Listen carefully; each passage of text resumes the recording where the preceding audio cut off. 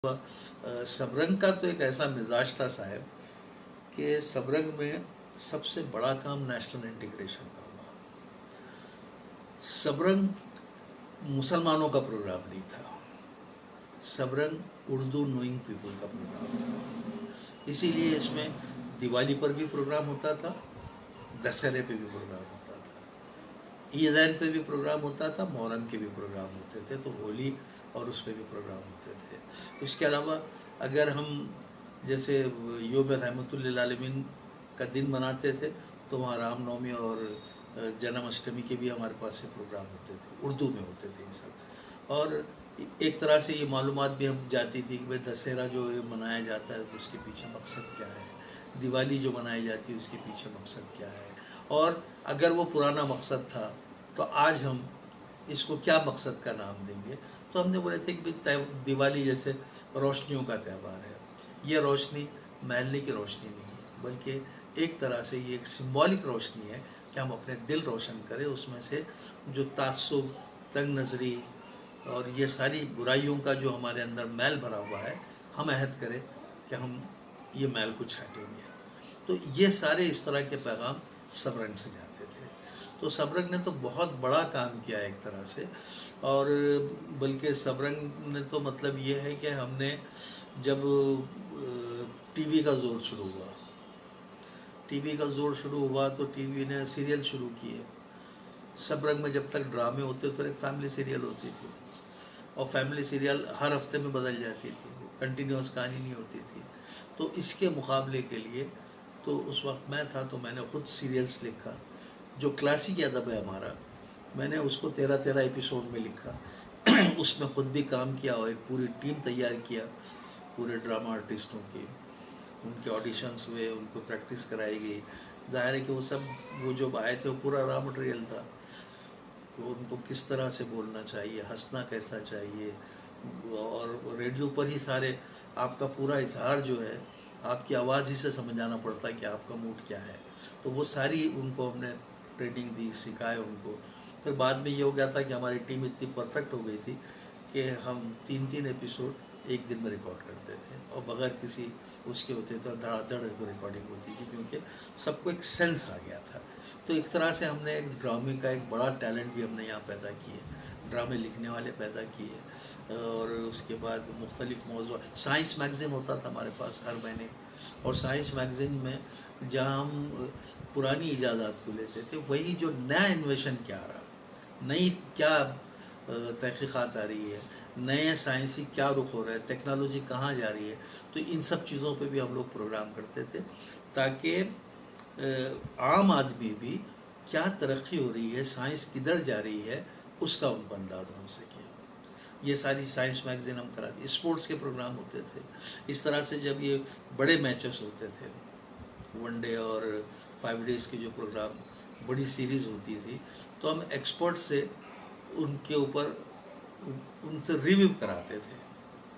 और ये review matches होने से पहले कि प्लेयरों के हिसाब से कौन सी टीम जीत सकती है, कौन सी टीम ज़्यादा स्कोर बना सकती है, ये वो जो एक्सपर्ट थे वो बताते थे। बाज़ वक्त उनके अंदाज़े बिल्कुल सही भी होते थे और कभी कभी गलत भी होते थे, लेकिन वो एक रिव्यू होता था। इस तरह से जब बजट आता था तो बजट पे प्रोग्राम होता था, तो वो सारी चीज़ें।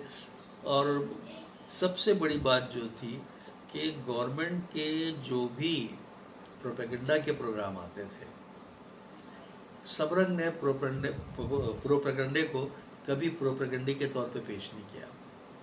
हम ऐसी स्क्रिप्ट लिखाते थे कि जो गवर्नमेंट का मकसद है वो भी पूरा हो और उसमें आदमी चाशनी भी हो, लोगों को ये ना लगे कि हम प्रोपेगेंडा सुन रहे हैं। हाँ, जब प्रोग्राम ख़त्म होता था तब उनके समझ में आता था कि अरे ये था, तो वो बंद भी नहीं करते थे, पूरा सुनते थे, उसको बड़ा दिलचस्प उसके अंदर उसको बना के पेश करते थे। तो गवर्नमेंट की जितनी पॉलिसीज़ थी हम उसका भी प्रचार करते थे। यहाँ से किसानों के लिए भी हम प्रोग्राम करते थे, सीज़न के हिसाब से कि कौन से मौसम में कब क्या चीज़ होना चाहिए, क्या पेड़ नहीं होना चाहिए, ये भी हम प्रोग्राम करते थे। तो सबरंग का जो दायरे इख्तियार था प्रोग्राम के ताल्लुक से बहुत वसी था। ये देखा जाए तो एक कंप्लीट मैगज़ीन प्रोग्राम था, जिसमें बच्चों के लिए जगह थी, बड़ों के लिए जगह थी, ہیلتھ اینڈ ہائیجین کے پروگرام تھے، اس کے بعد ڈرامہ تھا، اس کے بعد سیریل تھے، بس میں خواتین تھا، اس کے بعد اسپورٹس کے پروگرام تھے، اور بھی ایسے جو بھی جنرل پروگرام ہو سکتے تھے. عیدین کے موقع پہ مخصوص وہ ہوتے تھے. مجاہدین آزادی جنہوں نے ملک کی آزادی کے لیے بہت اپنی قربانیاں دی، ان کے اوپر ہم فیچرز کرواتے تھے. تو ایک پورا ہم نے جو ہے اس مطلب ایک ہندوستان کو ہم نے اس کی تہذیب کو اور اس کے کلچر کو ہم نے کور کرنے کی کوشش کی تھی سبرنگ کے ذریعے. یعنی یہ کہا جا سکتا ہے کہ زندگی کا ایسا کوئی گوشہ نہیں تھا جس میں سبرنگ کو نہ سمیٹا گیا ہو. بالکل. یہ پروگرام پچھلے کتنے سال سے چل رہا تھا، اور اب چونکہ مراٹھواڑہ ریجنل سینٹر سے اس کو بند کر دیا گیا ہے یا اس کی نشریات اب دلی سے ہوگی، تو اس کا مقامی فنکاروں پر کتنا اثر پڑے دیکھیے، گا؟ دلی سے کوئی بھی شخص جو وہاں بیٹھ کے پروگرام کر رہا ہے، اس کو کیا پتہ چلے گا کہ آزاد کالج میں ایک لڑکا ہے جو سائنس پر بہت اچھی طرح بول سکتا ہے؟ اس کو کیسے پتہ چلے گا؟ یا اس کو کیا معلوم کہ یہاں جو بچے اسپورٹس میں حصہ لے رہے ہیں وہ لوکل اور ہوتے ہوئے وہ اسٹیٹ اور اس پہ بھی کھیل رہے ہیں؟ کیسے پتہ چلے گا ان کو؟ یہ تو لوکل ٹیلنٹ کو لوکل کے ہی لوگ ہیں تو ڈھونڈ کے لاتے تھے اور ان سے انٹرویو کرتے تھے، ہے نا.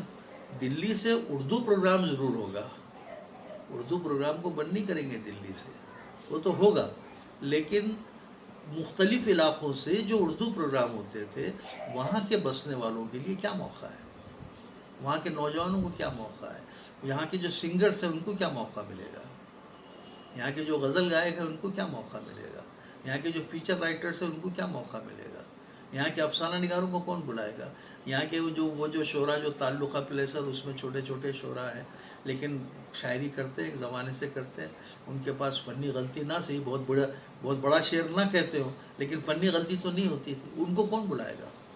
ان کا تو سراسر نقصان ہے یہ. اور وہ خواتین جو یہاں پر ہے جو بس میں خواتین میں حصہ لیتی تھی، عورتوں کے پروگرام میں حصہ لیتی تھی، مختلف مسائل پہ گفتگو کرتی تھی، تو وہ مسائل وہاں تک کیسے پہنچیں گے؟ ظاہر ہے یہ مسائل کا تعلق بھی علاقے سے ہوتا ہے کہ وہاں پہ تو بڑے لیول کی بات ہوگی نا. جیسا کہ آپ نے کہا کہ اس میں کسانوں کے مسائل یا پھر اسپورٹس اور جنگ آزادی سے متعلق یعنی ان کو بھی اٹھایا جاتا تھا، تو یعنی یہ کہا جا سکتا ہے کہ اب مقامی آواز کو دبانے کی کوشش کی جا رہی ہے. دبانے کی کوشش بولیے یا ان کو اوائڈ کرنے کی کوشش. اچھا، اسی طرح سبرنگ میں ایک پروگرام تھا جو بہت زیادہ پاپولر پروگرام تھا، فلمی میگزین. اس میں ہم نے مطلب ہر وہ میوزک ڈائریکٹر ہے اس پر پورا گھنٹہ کام، اس نے کیسا آیا، کیا کیا اس نے دیا، اداکاروں پہ پروگرام، ڈائریکٹرز پہ پروگرام. ہر مہینے ہم ایک پروگرام کرتے تھے اور ہمارا پروگرام بہت پاپولر تھا. اور آج بھی ہے تو جو میرے تو بنائے ہوئے پروگرام بہت سارے ریپیٹ بھی ہوئے اور ہوتے رہتے، لیکن جو چیز ریپیٹ ہو سکتی وہ تو ریپیٹ ہوتی تھی، لیکن نئے بھی پروگرام ہانٹ ہوتے رہے. ایسا نہیں کہ وہ ایک پورا جو خزانہ بن گیا تھا وہی لے کے بیٹھے تھے. ہر مہینے کچھ نہ کچھ نیا ہوتا تھا، اور آکاش وانی کا خیال ہی اس لیے ہے کہ نئے ٹیلنٹ کو آپ ڈھونڈیں، ریپیٹ نہ کریں. وہ جو لڑکے آپ کے پاس آ چکے بار بار انہیں کو نہ بلائیں بلکہ نئے لوگوں کو بلائیں. تو یہ جو سارا نیا اسٹاف تھا، یہ جو سارے نئے لوگ تھے، یہ کہاں جائیں گے؟ ان کو کہاں موقع ملے گا؟ دلی بلائیں گے ان کو؟ اور کتنے لوگوں کو بلائیں گے آپ دلی کو؟ آپ کا بجٹ کہاں چلے جائے گا؟ آپ تو بن اس لیے کر رہے ہیں کہ بجٹ نہیں ہے. جب بجٹ نہیں ہے تو وہاں تھوڑی دیر کے لیے اورنگ آباد کا نہیں پربھنی کا ایک لڑکا ہے، آپ اس کو بلائیں گے دلی کو؟ اس کا خرچہ کتنا ہو جائے گا؟ جبکہ آکاش وانی کا اور اس کا نظام ہے کہ 3 ٹائم کرایہ دیتے، تو کیسا کریں گے 3 ٹائم کرایہ اور یہ دینا؟ یہ کتنا بھاری پڑ جائے گا.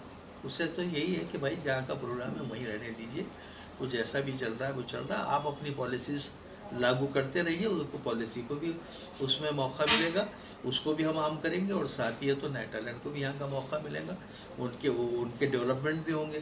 نہیں تو وہ کیسے سامنے آئیں گے؟ ان کو بڑھاوے کو کیا ملے گا؟ ان کے پاس اور کیا ہے یہاں پر؟ پچھلی 5 دہائیوں سے چلنے والا ایک ادبی ثقافتی پروگرام بند ہوتا ہے، لیکن مقامی سطح پر اس کے خلاف جس طرح سے آواز اٹھنی چاہیے تھی تنظیموں کی جانب سے، ادیبوں، شاعروں کی جانب سے، فنکاروں کی جانب سے، ایسا کچھ دیکھنے میں نہیں آ رہا. اس کی کیا وجوہات ہو سکتی ہے اور کیا ہونا چاہیے؟ دیکھیے، بہت ساری باتیں ہیں. آوازیں تو اٹھ رہی ہے، ایسا بھی نہیں ہے کہ آوازیں نہیں ہیں. میں نے فیس بک پہ کئی لوگوں کو دیکھا اس کے اوپر، چھوٹے موٹے جو ہے اخبارات میں لوگوں نے اس کو بیانات کیے، مراٹھی اخبار میں، انگلش اخبار میں لوگ دے ہی رہے ہیں. لیکن سوال یہی ہے کہ پکچر صاف نہیں ہے. ابھی تک بعض لوگ یہ سمجھ رہے ہیں کہ آکاشوانی اورنگ آباد نے اردو پروگرام بند کرا. بھئی آکاشوانی اورنگ آباد نہ اپنے طور پہ کوئی پروگرام بڑھا سکتی نہ گھٹا سکتی، نہ ریاست جو ہے اس پروگرام کو کم اور زیادہ کر سکتی ہے. یہ سینٹرل کا معاملہ ہے، اور ظاہر ہے سینٹر کا معاملہ ہے تو دور کا معاملہ ہے. اب جیسے آج ہی ایک میٹنگ ہے اس سلسلے میں خالد سیف الدین کے گھر پر، جس میں تمام لوگ ادیب شاعر سبھی جمع ہو رہے ہیں، اور ایک میمورنڈم ہم لوگ تیار کریں گے، وہاں بیٹھ کے پورا ہو جائے گا. اس کے علاوہ لوکل کے جو لیڈرز ہیں وہ اس میں کھٹ پٹ کر رہے ہیں، ان کے بیانات آ رہے ہیں، لیکن پہنچ دلی تک وہ کیسے ہو یہ مسئلہ ہے. وہ جا رہے ہیں ریڈیو اسٹیشن پہ، وہ ساری چیزیں دے کر آ رہے ہیں. اب ریڈیو اسٹیشن سے وہ چیز جائے گی نہیں جائے گی اس کا کیا ہے. ہاں اخبارات میں جو جا رہی ہے وہ تو کٹنگ پہنچے گی وہاں تک یقینی طور پر. جو آپ کے جیسے چینل کے اوپر اگر کوئی چیز آتی ہے تو وہ تو کاؤنٹ ہوتی ہے، وہ تو ریکارڈ ہوگا. تب وہ سب کو اتنا موقع بھی نہیں ملتا کہ سب اپنا احتجاج درج کرے. لیکن احتجاج ہو رہا ہے، ایسا نہیں ہے کہ احتجاج نہیں ہے. لیکن یہ ہے کہ جیسے جلوس نکلنا تھا، موب نکلنا تھا، یہ اس طرح تو ذرا مشکل ہے، کیونکہ ایک تو ادب کے میدان میں نہیں، آج ہر میدان میں ایک طرح کی بے حسی چھائی ہوئی ہے. تو اس بے حسی کا تو علاج کچھ نہیں ہے. اتنی مہنگائی بڑھ گئی، ہم نے کیا کر لیا؟ کون سے تو جلوس نکلے اور کون سے کیا نکلے. ہم عادی ہو گئے برداشت کرنے کے، ہر وہ چیز جو لا دی جاتی ہے ہم اس کو برداشت کرتے ہیں. یہ بھی سمجھیے کہ یہ بھی اس کا ایک حصہ ہے. لیکن جن کے پاس ذرا سا بھی ذہن ہے، جو ذرا سا سوچ سکتے ہیں اپنی زبان کے بارے میں، اپنی زبان کی افادیت کے بارے میں، اپنی زبان کی شیرینی کے بارے میں، اپنے زبان سے دوسری قوموں کو بھی ہونے والے فائدے کے بارے میں، وہ یقینی طور پہ آواز اٹھائیں گے، وہ بولیں گے، وہ آواز سامنے بھی آئے گی. آپ کو کیا لگتا ہے کیا ہونا چاہیے سبرنگ کو اور مطلب مراٹھواڑہ سے نشر کرنے کے لیے کیا اقدامات ہونے چاہیے؟ دیکھیے، اگر مسئلہ صرف بجٹ کا ہے تو اللہ کے فضل و کرم سے اورنگ آباد میں کچھ ایسے لوگ ہیں جو بہت آسانی سے آپ کو 4-5 لاکھ جو آپ کو لگتے ہیں وہ جمع کر دیں گے سال بھر کے. کیونکہ بجٹ ہمارا 3-4 لاکھ سے زیادہ کا نہیں ہے اردو کا، اور اتنے تو ہمارے ہم 10 کانٹریکٹر کو پکڑے تو وہ ہمارے پیسے بھر دیں گے. اگر یہ معاملہ بجٹ کا ہے تو کوئی اہمیت نہیں ہے. اور دوسرا یہ کہ یہ اورنگ آباد جو ہے یہ اردو کا شہر ہے، اردو یہاں سے پیدا ہوئی. اردو کی جو دکنی جس کو بولتے ہیں، دکنی اردو کا سب سے پہلا روپ ہے. اسی دکنی نے غزل دی، اسی دکنی نے مرثیہ دی، اسی دکنی نے تو مثنوی دی، ناول دی. سبرس جیسا ناول ہے جو پہلا ہی ناول ہے جو علامتی بھی ہے اور یہ ساری چیزوں کے ساتھ ہے. تو یہ تو مطلب یہ علاقہ جو ہے دکن جو ہے یا دکنی جو زبان ہے، یہ تو ادب کا بہت بڑا سرمایہ ہے. اگر اس علاقے سے اردو کو ختم کر دیا جاتا ہے تو یہ نقصان کس کا ہوگا بھائی صاحب؟ پورے علاقے کا ہوگا. زبان کسی ایک شخص کی نہیں ہوتی، زبان کسی قوم کی بھی نہیں ہوتی. زبان ان کی ہوتی ہے جو اس کو بولتے ہیں، جو اس کو برتتے ہیں. کیا آپ کو لگتا ہے کہ مرکزی حکومت لسانی تعصب پر اتار آئی ہے؟ اب یہ میں اگر بولوں تو چھوٹی منہ بڑی بات ہوگی. یہ تو سب کو دکھ ہی رہا ہے میرے بولنے کی کیا ضرورت ہے. اب آپ دیکھیے نا، ابھی جو نئی تعلیمی پالیسی آ رہی ہے اس میں ساری زبانوں کے لیے تو گنجائش ہے، اردو کے لیے کیا گنجائش ہے؟ کیا اس کو لسانی تعصب میں بولیں گے تو اور کیا بولیں گے؟ آج اردو کے بارے میں یہ کہا جاتا ہے کہ اردو دنیا کی تیسری بڑی زبان ہے. اردو ہندوستان اور پاکستان سے ہٹ کر جاپان، جرمنی، انگلینڈ، آسٹریلیا کہاں کہاں پھیل رہی ہے. وہاں افسانہ نگار اور شاعر پیدا ہو رہے ہیں. تو یہ لوگ خالی اس طرح سے تو پیدا نہیں ہو جائیں گے.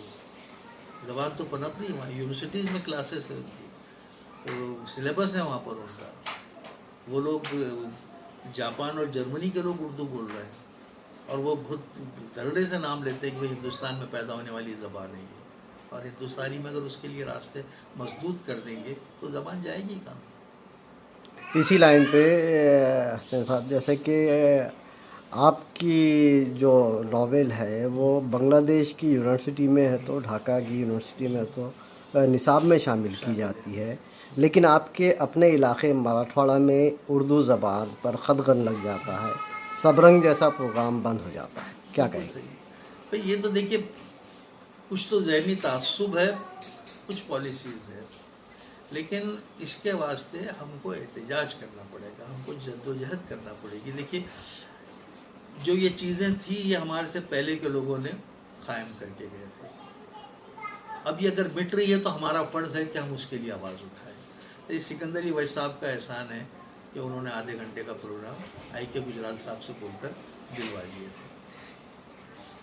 اور اب تک کے بھی یہ حکومتوں نے اس طرح کا نہیں سوچا سبرنگ کو بند کرنے کا یا اس کے کچھ ٹائم وہ کرنے کا، بلکہ سبرنگ آدھے گھنٹے کا پروگرام ہوتا تھا. اردو میں نیوز نہیں تھی. اس وقت کی حکومت کے سمجھ میں آیا کہ علاقائی نیوز بھی اردو میں جانا چاہیے، چنانچہ علاقائی نیوز بھی شروع کی گئی. تو اب یہ کیوں ایسا ہو رہا پتہ نہیں ہے. کیا اردو کی شیرینی کم ہو گئی یا اردو بالکل غیر ضروری زبان ہو گئی؟ آپ سنسکرت کا پروگرام کرتے ہیں، سنسکرت کی نیوز لگاتے ہیں، کتنے لوگ سنسکرت جانتے ہیں؟ وہ کیوں نہیں بند کرتے آپ؟ اور اگر بند کرنا ہی ہے بجٹ کی وجہ سے تو جس لینگویج کا پروگرام دن بھر چلتا ہے اس میں سے کوئی آدھا گھنٹہ کم کر دیجیے اور اس میں اردو کو رہنے دیجیے گا. اگر آپ بجٹ کے واسطے کریں تو کسی ایک زبان کو ختم کر دیں گے، آپ اس کے زبان کے پروگرام ختم کر دیں گے. یہ تو انصاف نہیں ہے، یہ تو دستوری حق ہے نا بھائی. آپ کو زبان بولنے کا، زبان لکھنے کا، زبان پڑھنے کا، زبان میں پنپنے کا، زبان کو پڑھانے کا ہے نا، دستوری حق ہے نا. یہ تو یہ بھی دستوری حق ہے. آپ دستوری حق کے اندر ہے تو آپ وہ کر رہے ہیں، اس کو ہم سے چھیننے کی کوشش کر رہے ہیں. ہم سے تو مراد مسلمانوں کی بات نہیں کر رہا ہوں میں. اردو زبان بولنے والوں کی زبان ہے. اردو کا کوئی علاقہ نہیں ہے اور اردو کے کوئی مخصوص زبان، کوئی مخصوص طبقہ نہیں ہے. اردو سب کی ہے. اگر آپ ذرا سے پیچھے جا کے دیکھیں تو سب سے بڑا افسانہ نگار جو تھا وہ کرشچندر تھا. سب سے بڑا شاعر جو تھے شاید کا تھا فرانک گورکھپوری تھا. جوگندر پال تھے، شرون کمار پنجاب سے تھے، اور بھی کئی لوگ تھے، اور آج بھی ہے بہت سارے مراٹھی میں مطلب اردو میں لکھنے والے، وہ بھی ہے. تو زبان تو مطلب سب کی ہے اور ہم کو تو اس زبان کی اس لیے بھی حفاظت کرنا ہے کہ اس کا جنم داتا یہ شہر ہے، یہ ملک ہے، یہ اسٹیٹ ہے. اس لیے یہ اس زبان کا ہم پر زیادہ حق ہے. ہم کو اس کے لیے فیصلہ کرنا پڑے گا. ہم کو حکومت کو یہ بات تسلیم کرنا پڑے گی کہ اردو کے پروگرام جہاں سے بھی وہ بند کر رہے ہیں اس کو دوبارہ جاری کر دیں. شکریہ سر.